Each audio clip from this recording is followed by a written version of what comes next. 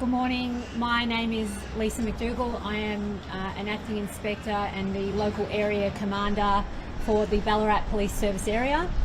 I'm here this morning to provide an update in relation to the ongoing police operation at the Ballarat Gold Mine in Mount Clear that has been running since yesterday afternoon.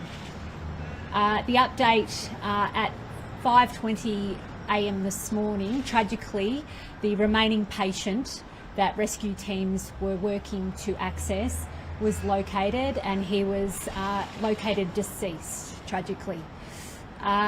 The update from now, from a Victoria Police perspective, is that we will be conducting an investigation on behalf of the coroner, and we'll be working with WorkSafe Victoria to conduct that investigation.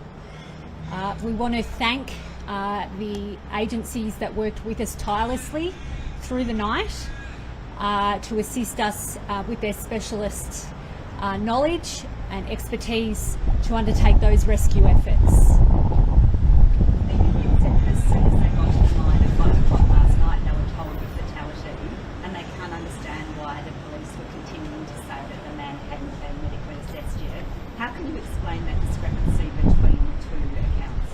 So, Ambulance Victoria are required to assess a patient to be able to declare their health status, and it had to be assessed. They had to be assessed by an Ambulance Victoria representative, and Ambulance Victoria, the scene was needed to be made safe before that they were able to access that patient safely. So when did Ambulance Victoria assess the patient? At what time? When did they know he was dead? At 5:20 a.m. this morning. Can you talk to us about the complexity of the rescue and the recovery of the two workers? Yeah, so it was a complex rescue in that there were a few phases. Obviously, yesterday evening we had the initial patient that was transferred to the Alfred hospital in Melbourne via air ambulance, and he was in a critical and life-threatening position at that point, and I understand that that remains to be the case. And then obviously the other phase of that was extracting the other workers that were inside the refuge areas of the mine, and then accessing the second patient was undertaken, and there had to be significant efforts by rescue teams to make access to that person safe for those rescue teams. Early days of the investigation, but how has the mining company been responding to police? Yeah, so they've cooperated with police and other partner agencies for the operation. Are police looking at any unsafe practices by that mining company? So that's not the remit of Victoria Police. WorkSafe Victoria will undertake their investigation.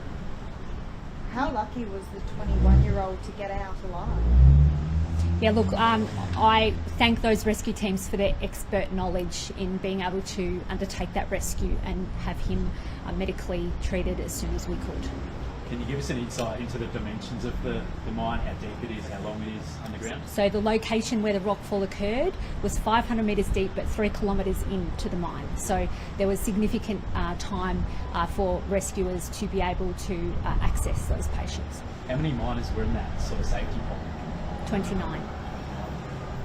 Given that it was 3 k's from the entrance to the mine, is it correct to say that it was in the Mount Clear area that the rockfall happened, or is it a different suburb?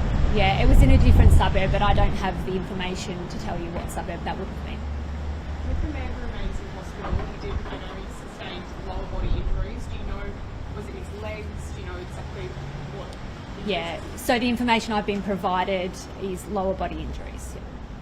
Can you give a little bit of a timeline on exactly, it's 4:50 when the rockfall happened?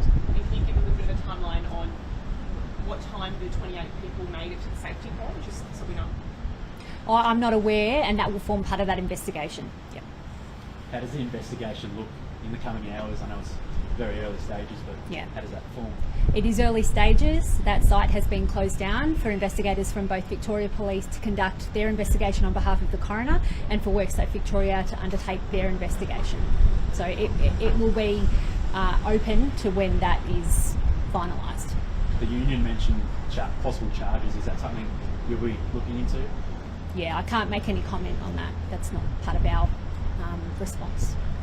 In died was under a boulder about 250, weighed about 250 kilograms. Can you confirm that? I can't confirm any of those details. That will form part of the ongoing investigation. At the peak of the rescue operation, how many emergency service vehicles were there? Do you have how many fire trucks, maybe? I don't have a number for you, but I can confirm that our partner emergency service agencies, including Ambulance Victoria, CFA, a particular team called the Oscar One, a mine rescue team, were of great assistance. There was an internal mine rescue team that worked with Victoria Police as well, and we had other stakeholders involved in the operation. And thank you to them for their efforts as well.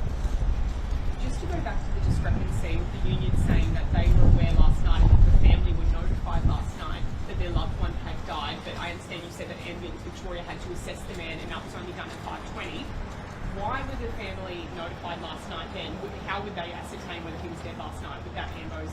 I can't answer that question. The family were notified by Victoria Police that their relative had been involved in an incident at the mine, and that was the extent of that notification until this morning. But when you were speaking to media at 10:30 last night, what was your understanding of whether that man was alive? My understanding was that work was underway for rescue teams to safely make their way to that patient so they could make an assessment of his condition. So had you been told that he was dead?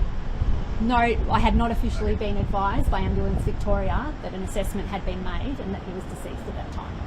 But were you advised from anyone else, regardless of Ambulance Victoria, that he had died? No, so as part of the operation, we work with our emergency service agencies, and that's their role is to assess patients and to make that call.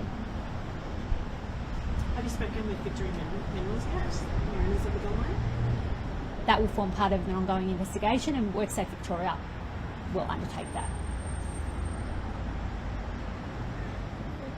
Thank you. Thank you. Thank you. Thank you.